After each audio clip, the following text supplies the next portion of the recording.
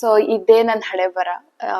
ಏನಾರು ಒಂದು ಹೊಡಬಿಟ್ಟು ಅದ್ಯಾವ ರೆಸಿಪಿ ಅದ್ರಿಂದ ಇನ್ಯಾವ್ದು ಆ ತರ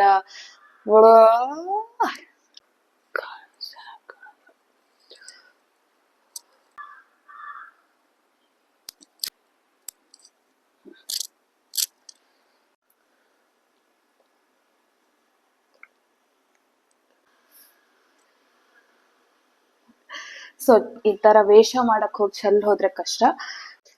ಹಾಯ್ ಹಲೋ ನಮಸ್ಕಾರ, ಇದು ನನ್ನ ಚಾನಲ್ ಲೈಫ್ ಆಫ್ ಸಾಹಿತ್ಯ.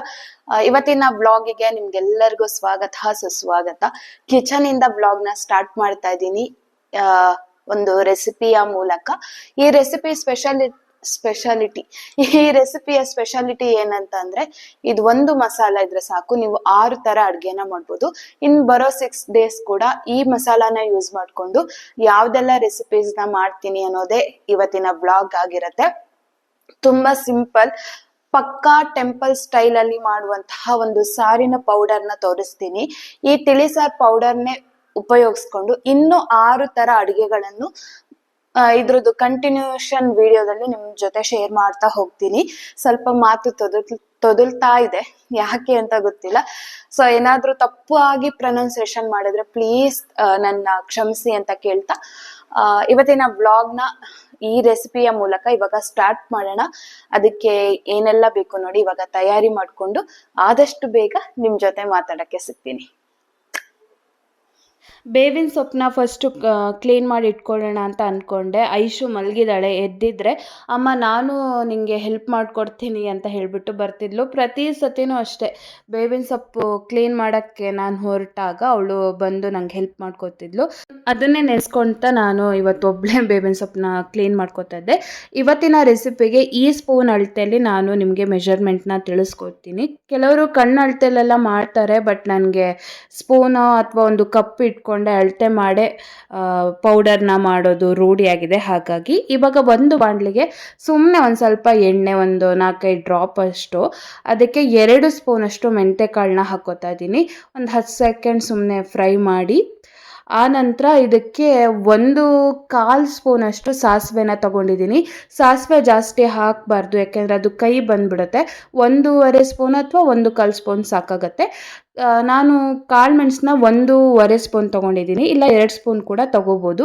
ಇವಾಗ ಮೆಂತೆಕಾಳು ಸ್ವಲ್ಪ ರೆಡ್ ಕಲರ್ ಬರಬೇಕು, ಹಾಗೆ ಸಾಸಿವೆ ಎಲ್ಲ ಸ್ವಲ್ಪ ಚೆನ್ನಾಗಿ ಫ್ರೈ ಆಗಿರಬೇಕು. ಅಲ್ಲಿ ತನಕ ಇದನ್ನು ಲೋ ಫ್ಲೇಮಲ್ಲಿ ಫ್ರೈ ಮಾಡಿಕೊಂಡು ನೆಕ್ಸ್ಟು 8 ಸ್ಪೂನು ಜೀರಿಗೆನ ತೊಗೊಂಡಿದ್ದೀನಿ.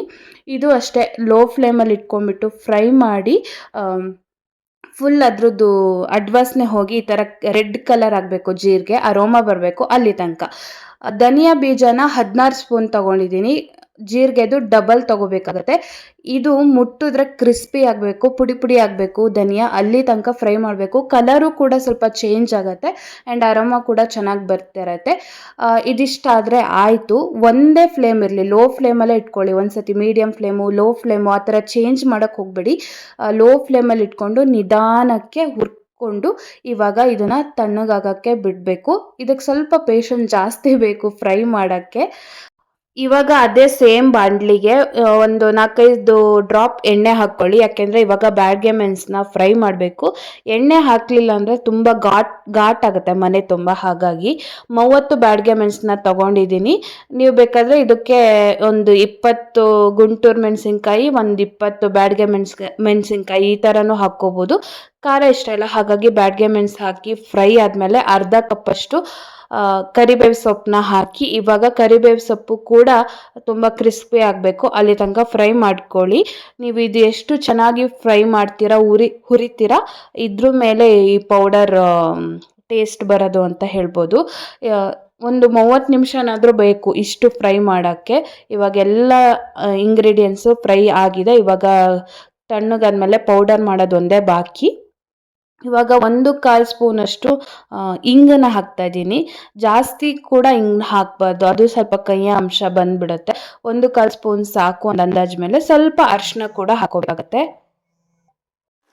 ಸೊ ಇವಾಗಷ್ಟೇ ನಾನು ಏನೋ ತಿಳಿ ಸಾರಿನ ಪುಡಿ ಹುರಿದಿಟ್ಟಿದ್ದೀನಿ. ಇದು ಕಂಪ್ಲೀಟ್ ಆಗಿ ಕೂಲ್ ಆಗಬೇಕು. ಆಮೇಲೆ ಪೌಡರ್ ಮಾಡಿ ಯಾವ ತರ ಬಂದಿದೆ ಅಂತ ನಿಮ್ ಜೊತೆ ಶೇರ್ ಮಾಡ್ತೀನಿ. ಹಾಗೆ ನೆಕ್ಸ್ಟ್ ಬರೋ ವಿಡಿಯೋದಲ್ಲಿ ಇದನ್ನೇ ಪುಡಿ ಉಪಯೋಗಿಸ್ಕೊಂಡು ನಿಮ್ಗೆ 6 ತರ ರೆಸಿಪಿನೂ ಕೂಡ ಶೇರ್ ಮಾಡ್ತೀನಿ. ಓಕೆನಾ? ತುಂಬಾ ಚೆನ್ನಾಗಾಗುತ್ತೆ, ಸಿಂಪಲ್ ಅಲ್ಲ ಮಾಡೋದು. ಈ ತರ ಒಂದ್ಸತಿ ಮಾಡಿಟ್ರೆ 1 ತಿಂಗಳಿಗೆ ಆರಾಮಾಗಿ ನಾವು ಯೂಸ್ ಮಾಡ್ಕೋಬಹುದು. ಇನ್ನೇನಿಲ್ಲ ಸಮಾಚಾರ. ಇವಾಗ ನಾನ್ ಮಾಡುವಂತಹ ವಿಡಿಯೋಸ್ ನಿಮ್ಗೆ ಇಷ್ಟ ಆಗ್ತಾ ಇದೆ ಅಂತ ನಾನು ಅನ್ಕೊಂಡಿದೀನಿ. ನಿಮ್ಗೆ ಇಷ್ಟ ಆದ್ರೆ ಲೈಕ್ ಮಾಡಿ, ಶೇರ್ ಮಾಡಿ, ಕಮೆಂಟ್ ಮಾಡಿ, ಸಬ್ಸ್ಕ್ರೈಬ್ ಮಾಡ್ಕೊಳ್ಳಿ ಆಯ್ತಾ. ತುಂಬಾ ಜನ ವಿಡಿಯೋಸ್ ನೋಡ್ತೀರಾ ಬಟ್ ಸಬ್ಸ್ಕ್ರೈಬ್ ಮಾಡ್ಕೋತಾ ಇಲ್ಲ, ಯಾಕೆ ಗೊತ್ತಿಲ್ಲ. ಸಬ್ಸ್ಕ್ರೈಬ್ ಮಾಡ್ಕೊಂಡ್ರೆ ನನ್ಗೂ ಸ್ವಲ್ಪ ಏನು ಹೆಲ್ಪ್ ಆಗತ್ತೆ ಅಂಡ್ ಸಪೋರ್ಟ್ ಸಿಕ್ದಂಗ ಆಗತ್ತೆ. ಸೊ ಹಾಗಾಗಿ ನಿಮ್ಮ ಹತ್ರ ರಿಕ್ವೆಸ್ಟ್ ಮಾಡ್ಕೋತಾ ಇದ್ದೀನಿ, ಪ್ಲೀಸ್ ಸಬ್ಸ್ಕ್ರೈಬ್ ಮಾಡ್ಕೊಂಡು ನನ್ನ ಚಾನೆಲ್ ನ ನೋಡಿ ಅಂತ ಅನ್ಬಿಟ್ಟು. ಆಮೇಲೆ ವ್ಲಾಗ್ ನ ಕಂಟಿನ್ಯೂ ಮಾಡ್ತೀನಿ ಐಶು ಎದ್ಮೇಲೆ. ಓಕೆನಾ? ಏನು ಎಲ್ಲಿದ್ದೀರಾ? ಎಲ್ಲಿದ್ದೀರಾ ನೀವೆಲ್ಲಿದ್ದೀರಾ? Good morning. ಯಬ್ಬ ಇನ್ನೂ ನಿದ್ರೆ ಆಗಿಲ್ವಾ ನಿಮ್ದು? ನಿದ್ರೆ ಆಗಿಲ್ಲ? ಗುಡ್ಡಮ್ಮ, ಗುಂಡಮ್ಮ, ಪಿಂಕಿ ಜೊತೆ ಮಲಗಿದ್ಯಾ? ಪಿಂಕಿ ಜೊತೆ ಮಲಗಿದಾಳೆ ಅಲ್ಲಿ. ಅದೇ ಪಿಂಕಿ. ಓ ಪಿಂಕಿ ಅಕ್ಕ ಇಬ್ಬರಿಗೂ ಜೋಜೋ. ನಾನು ಹೋಗ್ತೀನಪ್ಪ, ನಾನು ಹೋಗ್ತೀನಿ. ಐಸ್ ಕ್ರೀಮ್ ತಿಂತೀನಿ, ಐಸ್ ಕ್ರೀಮ್ ಬ್ರೆಡ್ ತಿಂತೀನಿ ನಾನು.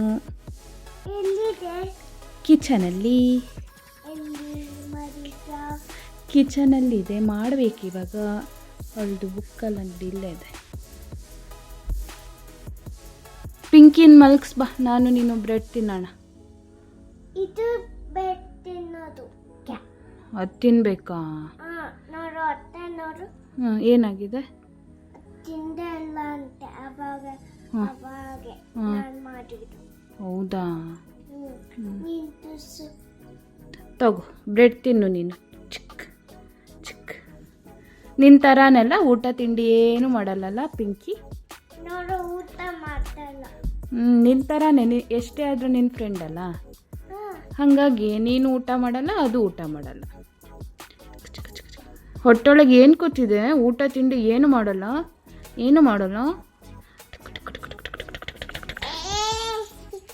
ಕಾಲು ತೋರಿಸ್ಬಾರ್ದು. ನೋ, ನಂಗೆ ಪಾಪು ಇಷ್ಟ ಇಲ್ಲಪ್ಪ. ಎಲ್ಲಿ ಹೋದ್ರು ಮನುಷ್ಯ ತುಂಬ ಇವಳ್ದು ಆಟ ಸಾಮಾನುಗಳೇ. ಬ್ಯಾಂಗಲ್ಲು ಬಂಗಾರಿ, ಬ್ಯಾಂಗಲ್ಲು ಬಂಗಾರಿ, ಬಂಗಾರಿ ದೇವರೇ ಹೇಳು. ನನ್ನ ಹಾಡು ಕೇಳಿ ಯಾರು ಬೇಜಾರು ಮಾಡ್ಕೋಬೇಡಿ. ಈ ಡಾಗ್ ಐಶುಗೂ ಫೇವ್ರೇಟು, ನಮಗೂ ಫೇವ್ರೇಟು. ಯಾಕೆಂದರೆ ಐಶು ತುಂಬ ಸಣ್ಣ ಪಾಪು ಇದ್ದಾಗ ಈ ಡಾಗ್ ಜೊತೆ ಒಂದು ಫೋಟೋ ಇದೆ, ಇಲ್ಲಿ ಪಕ್ಕದಲ್ಲಿ ನಿಮಗೆ ಶೇರ್ ಮಾಡ್ತೀನಿ. ಎಷ್ಟು ಚೆನ್ನಾಗಿದೆ ಆ ಫೋಟೋ. ಆ್ಯಂಡ್ ನಮ್ಮ ಐಶು ಆ್ಯಂಡ್ ಈ ಡಾಗಿ ಅವಳು ನೋಡ್ತಾ ಇದ್ದಾಳೆ ಆ ಕಡೆಯಿಂದ, ಹಾಗಾಗಿ ನಾನು ಸ್ಮೈಲ್ ಮಾಡಿದೆ ಅಷ್ಟೆ. ಇನ್ನೇನು ನಾವು ಇನ್ನೊಂದು ಸ್ವಲ್ಪ ಹೊತ್ತು ಬಿಟ್ಟು ಸ್ನ್ಯಾಕ್ಸ್ ತಿನ್ನಬೇಕು. ಅದೇ ಬ್ರೆಡ್ ರೋಸ್ಟು. ಅದೇನು ರೆಸಿಪಿ ಶೇರ್ ಮಾಡುವಂಥದ್ದು ಏನಿಲ್ಲ. ಅದು ಈಗ ಸಾರಿನ ಪುಡಿನ ರುಬ್ಬಿಟ್ಕೊಂಡೆ ನೋಡಿ, ಎಷ್ಟು ಸಕ್ಕತ್ತಾಗಿ ಕಲರ್ ಬಂದಿದೆ. ಆ್ಯಂಡ್ ಲೈಟಿಂಗ್ಸ್ ಅಷ್ಟು ಚೆನ್ನಾಗಿ ಕಾಣಿಸ್ತಾ ಇಲ್ಲ, ಬೆಳಕಲ್ಲಿ ತೋರಿಸ್ತೀನಿ ಒಂದು ನಿಮಿಷ. ಇವಾಗ ನೋಡಿ ಕಂಪ್ಲೀಟಾಗಿ ಇಷ್ಟು ಚೆನ್ನಾಗಿ ಪೌಡರ್ನ ಮಾಡಿದ್ದೀನಿ. ಬೆಳಕಿಗಂತೂ ಇನ್ನೂ ಚೆನ್ನಾಗಿ ಕಾಣುತ್ತೆ. ಸೊ ಸನ್ಲೈಟಿಗೆ ನಮ್ಮ ಇಶುದು ನೋಡಿ ನೀರಾಟ. ಸೊ ಈ ರೇಂಜಿಗೆ ಮಾಡಿದ್ದೀನಿ. ಒಳ್ಳೆ ಕುಂಕುಮದ ಕಲರ್ ಬಂದಿದೆ. ಇದು ಮಿಕ್ಸಿ ಮಾಡೋದ್ರಿಂದ ಸ್ವಲ್ಪ ಬಿಸಿ ಇರುತ್ತಲ್ವಾ, ನಮ್ಮ ಮಿಕ್ಸಿ ಇನ್ನೂ ಯಾಕೋ ಜಾಸ್ತಿ ಬಿಸಿ ಆಗಿದೆ. ಹಾಗಾಗಿ ಅದು ಕಂಪ್ಲೀಟ್ ಆಗಿ ಕೂಲ್ ಆಗ್ಬೇಕು. ಕಲರ್ ನೋಡಿ ಎಷ್ಟು ಚೆನ್ನಾಗಿ ಕಾಣ್ತಾ ಇದೆ. ಸೊ ಈ ತರ ರೆಡ್ ಆಗಿ ಬರ್ಬೇಕು. ಬೆಳಕಿಗೆ ಒಂಥರ ಕಾಣ್ತಾ ಇದೆ, ಕತ್ಲೆಗೆ ಒಂಥರ ಕಾಣಿ. ಇದು ರಿಯಲ್ ಕಲರ್ ಆಕ್ಚುಲಿ.